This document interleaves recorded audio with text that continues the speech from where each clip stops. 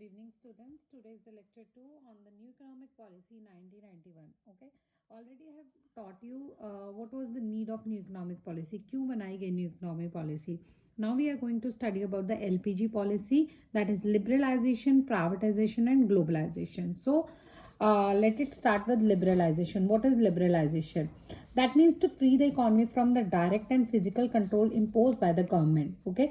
As prior to 1991, जब तक ये न्यू इकोनॉमिक पॉलिसी नहीं बनी थी, उससे पहले जो है गवर्नमेंट जो है बहुत सारे rules and regulations that were imposed on the import export licensing policies and role of public sector, तो बहुत सारे रूल्स एंड रेगुलेशंस थे सब चीज़ों पर. तो as I told you earlier also that we have taken the loan of $7 billion from the World Bank and they put a condition, और उन्होंने इस तरीके से बोला कि अगर आप पॉलिसी अपनी लिबरलाइज करें तो दैट इज गुड, रिस्ट्रिक्शंस को रिमूव करना. ओके, सो लिबरलाइजेशन क्या है? जिसमें रिस्ट्रिक्शंस जो हैं वो रिमूव की जाती है. That is introduce to put an end to this restriction and open up various sectors of the economy, ताकि बाकी सेक्टर्स जो हैं वो ग्रो करें. So major adopted for liberalisation, first major adopted for liberalisation one is abolition of industrial licensing. So one of the measure that was taken in the liberalization, that was abolition of industrial license. As I told you from the beginning कि prior to 1991 जो है government को या कोई भी sector जो है अगर उसे सेटअप करना है, स्टार्ट करना है, तो they have to take a permission from the government. Okay, so every entrepreneur had to get permission from the government to start a firm. Okay, और क्लोज करनी है, वट एवर प्रोडक्शन को increase करना है, तो they have to take a licence from the government. But जैसे ही new economic policy आई तो इंडस्ट्रियल लाइसेंस को एबॉलिश कर दिया गया. बल्कि बहुत कम इंडस्ट्रीज जो हैं, जैसे आपकी जो स्ट्रैटेजिक सिग्निफिकेंस इंडस्ट्री है, जैसे सिगरेट है, अल्कोहल है, हजार्ड्स केमिकल है, इंडस्ट्रियल एक्सप्लोजिव है, aerospace, pharmaceuticals, in fact drugs are also included in it. तो ये सारी इंडस्ट्रीज जो हैं they are suppose to take a licence. Otherwise under the new economic policy, not other industry are supposed to take a license from the government. Okay, number 2, de-reservation of production area. Okay, जो production areas थे उन्हें D reserve कर दिया गया. That means prior to 1991 जो है सिर्फ small scale industry में कुछ ही गुड्स बनती थी, बट अभी जो है स्मॉल स्केल इंडस्ट्री में बहुत सारी गुड्स बनने शुरू हुई हैं. और इन्वेस्टमेंट लिमिट जो है plant and machinery for small scale industry, उसको भी इंक्रीज करके 5 करोड़ कर दिया गया है. तो इस तरीके से स्मॉल स्केल इंडस्ट्री को बूस्टअप करने के लिए उसका डी रिजर्वेशन किया गया. Means they are not suppose to make only small quantity of goods and services. अब वो बहुत सारी गुड्स प्रोड्यूस करती हैं. Number 2, expansion of production capacity. Okay, as I told you that production capacity, अगर किसी भी सेक्टर को जो है अगर अपनी प्रोडक्शन कैपेसिटी को एक्सपैंड करना है, बढ़ाना है, तो उन्हें गवर्नमेंट से परमिशन लेनी पड़ती थी. बट न्यू इकोनॉमिक पॉलिसी में इसे भी रिमूव कर दिया गया. Freedom to import capital goods. Okay, freedom to import capital goods का मतलब है कि जो आपकी कैपिटल गुड्स हैं, ठीक है, उसमें पहले देयर वाज अ रिस्ट्रिक्शन, ठीक है, that was controlled by, there was restriction on import of certain industrial goods. जो हमारी कैपिटल गुड है या इंडस्ट्रियल गुड्स है, अब फ्रीडम है कि हम कोई भी कैपिटल गुड्स को इंपोर्ट कर सकते हैं, किसी भी टेक्नोलॉजी को इंपोर्ट कर सकते हैं, अगर हम अपनी कंट्री का इंफ्रास्ट्रक्चर बूस्ट अप करना चाहते हैं. So these were the major adopted for liberalisation. I hope it is clear कि अल्टीमेटली लिबरलाइजेशन में क्या किया गया? लिबरलाइज कर दिया गया, मीन्स इकोनॉमी को फ्री कर दिया गया to take a decision. Okay, next one is the financial sector reform. Financial sector reforms, financial sector में एग्जैक्टली आता क्या है? इट इंक्लूड फाइनेंशियल इंस्टीट्यूशन, जैसे आपके कमर्शियल बैंक है, इन्वेस्टमेंट बैंक है, स्टॉक एक्सचेंज है, फॉरेन एक्सचेंज मार्केट है. So ultimately this sector is controlled by RBI. Okay, so जितने भी आरबीआई जो है वो डिसीजन लेता है. RBI decides the amount of money that the bank can keep with himself, fixes interest rate, nature of lending to various sector, all these are being decided by the RBI. Okay, so various reforms क्या किए गए? Number 1, role of RBI. जो RBI का role है that was as a regulator. Okay, regulator कौन होता है? Who makes rules and regulation. So earlier RBI work as a regulator. Regulator मतलब जो रूल्स एंड रेगुलेशन को बनाता है. सो अल्टीमेटली क्या किया गया कि आरबीआई पहले फिक्स करता था कि कमर्शियल बैंक को बताता था कि आपको इतना इंटरेस्ट रेट लेना है, okay, that is from the people और फ्रॉम अदर एरियाज, ठीक है। तो अभी जो है न्यू इकोनॉमिक पॉलिसी के अंडर जो है one of the major aim of financial sector reform, ताकि रोल जो है आरबीआई का कम करे, तो उसे रेगुलेटर से फैसिलिएटर बना दिया गया, ओके। एंड फैसिलिएटर का मतलब क्या है, that is now the RBI is acting as a giving facilities to the commercial bank, okay. अब जो है फाइनेंशियल सेक्टर्स को अलाउ कर दिया गया that they can take a decision on many financial matters without consulting RBI. मतलब RBI से अब कोई कंसल्ट करने की जरूरत नहीं है। अब जो है पहले जो रूल्स एंड रेगुलेशन आरबीआई बनाता था, अब कमर्शियल बैंक और स्टॉक एक्सचेंज जो भी आपके ये सेबी, जैसे सेबी आपके स्टॉक एक्सचेंज को कंट्रोल करता है, तो उसे फैसिलिटेटर बना दिया गया that they are giving the facilities to the commercial bank. Next is establishment of private sector bank.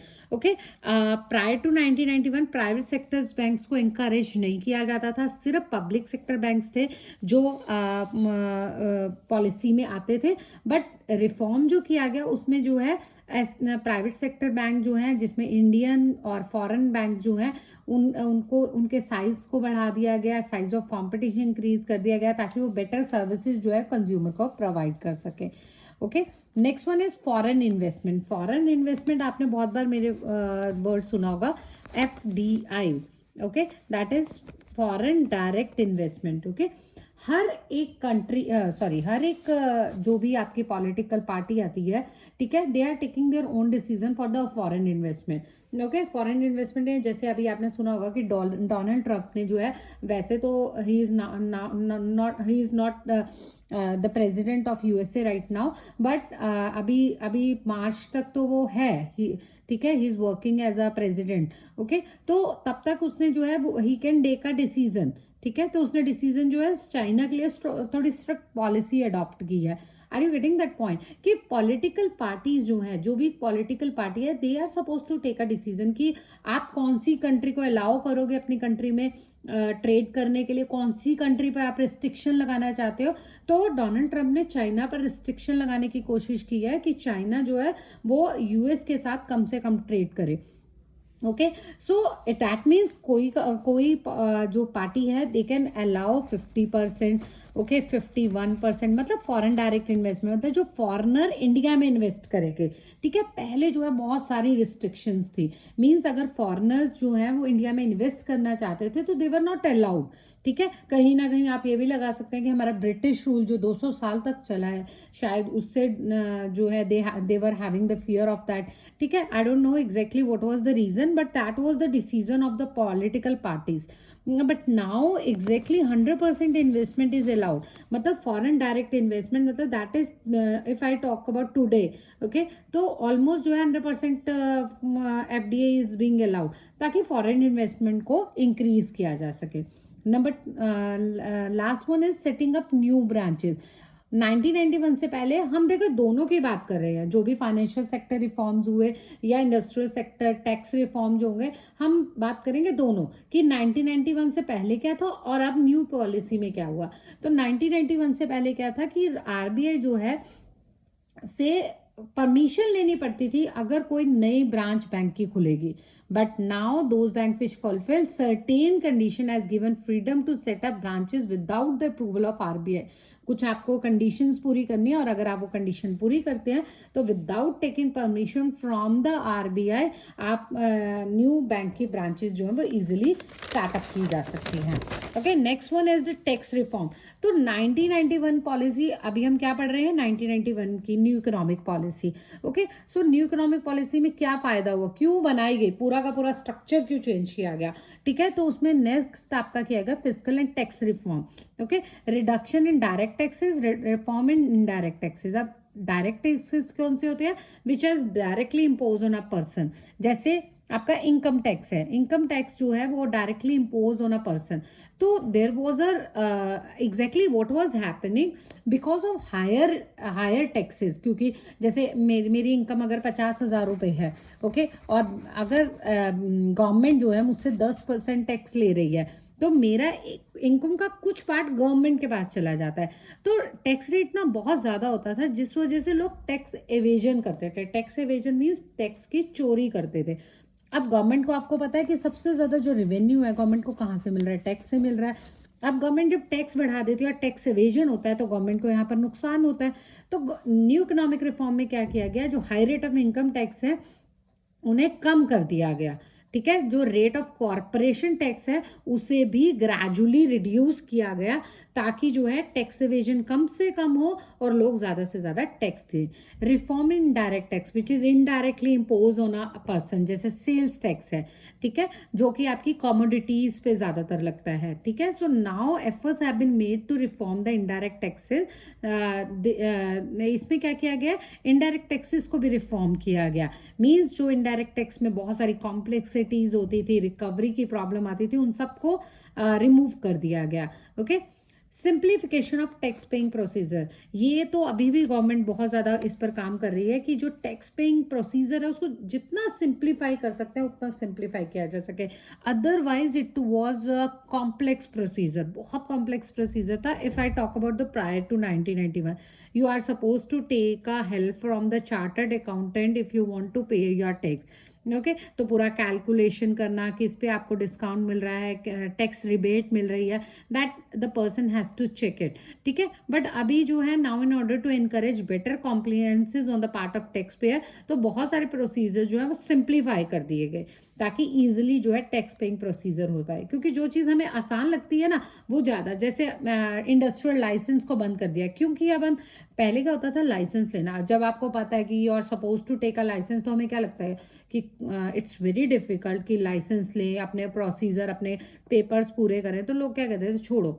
ठीक है, तो टैक्स के केसेस में भी ऐसा होता है कि लोग टैक्स एवेजन करना स्टार्ट कर देते हैं। Okay, next is GST. You are very familiar with this word GST, goods and services tax. अभी आपका 2016 में पार्लियामेंट में एक लॉ पास हुआ which was called goods and services tax act 2016, जिसमें सिंप्लीफाई किया गया और यूनिफाइड किया गया indirect tax system in India. Okay, और ये लॉ आया जुलाई 2017 में, it came into effect. Okay, so this is expected to generate additional revenue for the government. Government को लगा कि जीएसटी जो है उससे फायदा क्या होगा, एक तो टैक्स इवेजन कम हो जाएगा। ठीक है, क्योंकि ये क्या था, one nation, because we have a one nation one tax and one market. तो गवर्नमेंट की पॉलिसी क्या थी, दैट इज कि it should be a one nation one tax and one market. So it would help for the government to generate additional revenue for the government as well as to reduce tax evasion. Okay, next is foreign exchange reform, and one more is over there, trade and investment policy reform. So foreign exchange reform में क्या किया गया, सबसे पहले जो है that devaluation of rupee. Exactly what is devaluation of rupee? As you have already studied macroeconomics, and I told you in a foreign exchange rate chapter what is devaluation of rupee, but I am repeating here again that a devaluation means reduction in the value of domestic currency in relation to foreign currency by the government. Okay, government क्या करती है, जो foreign में जो currency का rate है ना, domestic जो हमारी करेंसी है उसको कम कर देती है। ठीक है, तो अब what is happening over here, अगर आपका फॉरेन एक्सचेंज जो रेट है, फॉरेन कंट्री में जो रेट है वो 15 रुपये है, आपका है मान लीजिए 10 रुपये है। ठीक है, तो it will help to encourage export, क्योंकि कोई भी आपसे लेगा तो उसे काफ़ी चीप पड़ता है, तो it will help to encourage export and discourage import. Okay, तो जिससे इनफ्लो ऑफ फॉरेन एक्सचेंज, क्योंकि मैंने आपको पहले ही बताया था कि बैलेंस ऑफ पेमेंट हमारा बहुत क्राइसिस चल रहा था 1991 से पहले। ओके, तो गवर्नमेंट ने ये पॉलिसी लेकर आई ताकि जो है हमारा डीवैल्यूएशन ऑफ रुपी करके जो है इनफ्लो ज़्यादा हो सके और इनफ्लो आउटफ्लो कम हो, ताकि बैलेंस ऑफ पेमेंट जो आपका क्राइसिस है that could be lesser. Okay, उसे कम किया जा सके। Next is determination of foreign exchange rate. Exactly earlier the government is deciding. ठीक है, major role was played by the government. Government पूरा का पूरा रोल प्ले करती थी कि वॉट जो determination of value in foreign exchange market है that was totally control by the government. But अभी गवर्नमेंट ने अलाउ कर दिया है, that is on the market forces. Market forces कौन सी है आपकी, that is on demand and supply.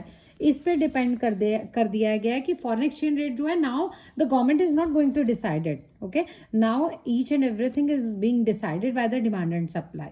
So this is also very good.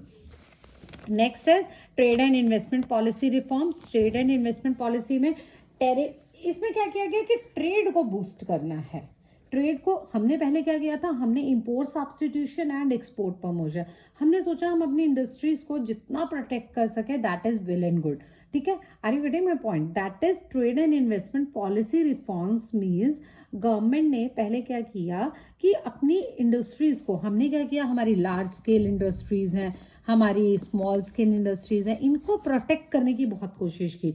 और वो कैसे कि टैरिफ रेट बढ़ा दीजिए. ठीक है, आप इंपोर्ट ड्यूटीज़ को बढ़ा दीजिए. ठीक है, तो इस तरीके से आप ज़्यादा से ज़्यादा करें ताकि जो है लोग जो है आप दैट इज़ की जो फॉरेन में जो इन्वेस्टमेंट होती है वो कम से कम हो. ठीक है, और जो फॉरेन कंपटीशन है वो कम से कम हमारे पास आए.